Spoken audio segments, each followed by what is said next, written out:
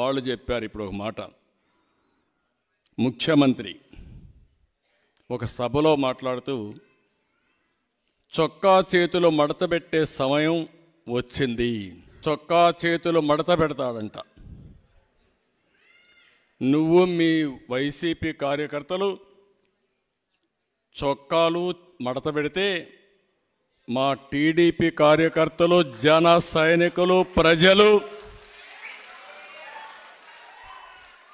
కుర్చీలు మడత పెడతారు.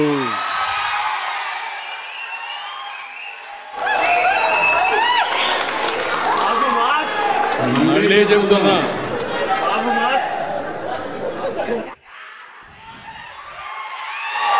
సీఎం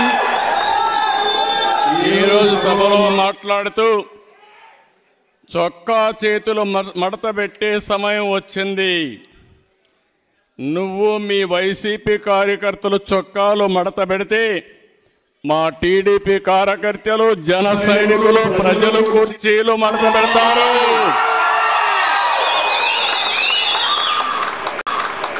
అందరూ కుర్చీలు మడత పెడితే ఏమవుతుందో తెలుసా? జగన్ రెడ్డి నీ కుర్చీ లేకుండా పోతుంది. నువ్వు ముఖ్యమంత్రి హోదాలో ఉన్నావు. ఎన్నికలంటే ద్వంద్వ యుద్ధం. చొక్కాలు చేతులు కుర్చీలు మడత పెట్టడం కొట్టుకోవడానికి కాదు. ఆ విషయం గుర్తుపెట్టుకొని ప్రవర్తిస్తే మేము కూడా గౌరవంగా ఉంటాం.